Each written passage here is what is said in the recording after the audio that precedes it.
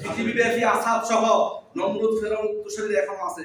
আমরা প্রশ্ন করতে পারি যে তারা কিভাবে খায়, আরামায়েশ ভাবে থাকে, সবকিছু করে। তিনি হচ্ছেন রহমান রহিম। আল্লাহ বলেন আমি ইচ্ছা করলে তাদেরকে না খাওয়াইও রাখতে পারতাম, কিন্তু আমি রহমান রহিম। আমি তাদের বুঝাতে চাই হামান, সাদ্দাত, ফেরাউন, নমরুদ থেকে শুরু করে বর্তমানে এই যুগের ফ্যাসিস্ট যারা আছে তাদেরকেও আমি আল্লাহ খাওয়াই পড়াই সবকিছু করি। তবে আমি ইচ্ছা করলেই তাকে ইজ্জত দেই, আবার যদি এটা ইজ্জত না রাখতে পারে আমি তার থেকে ইজ্জতটাকে কেড়ে নেই। আল্লাহু আকবার।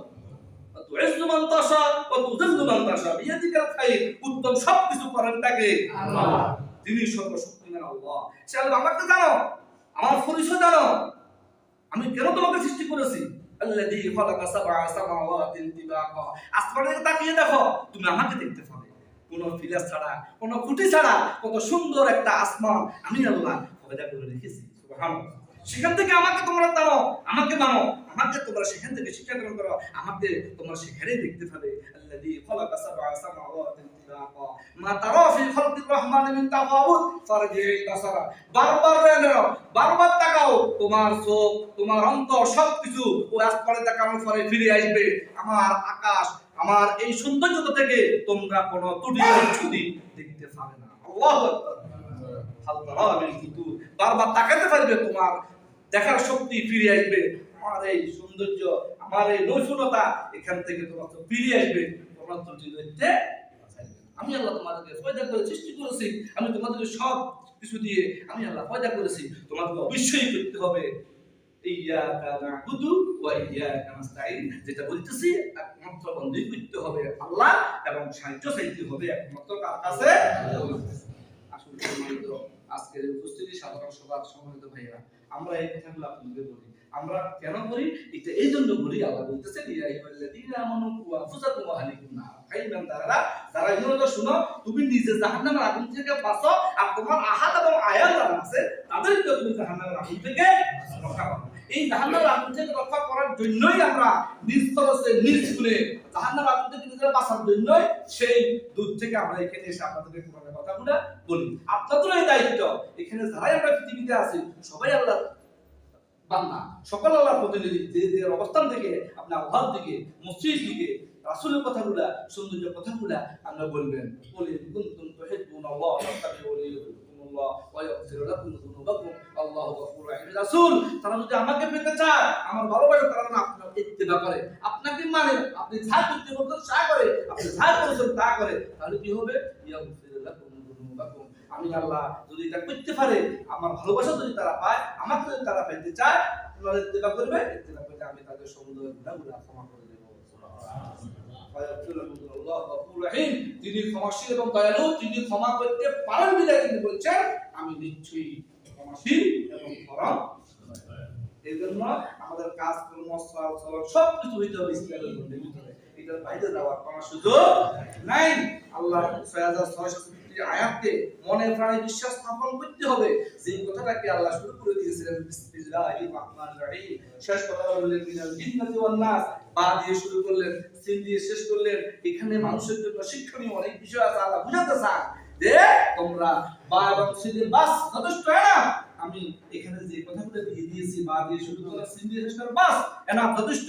আর এখানে ঢুকো তুমি খুবই সহজ সরল বাকারা খুবই আমি হিসেবে জালকার কিতাবুল্লাহ রাইবাইকুল মুত্তাকিনদের কোরআন শরীফ প্রথম পারা প্রথম সূরাটা হচ্ছে সূরা বাকারা। শুরুটা হলো বা দিয়ে আলহামদুলিল্লাহ থেকে বাস যথেষ্ট।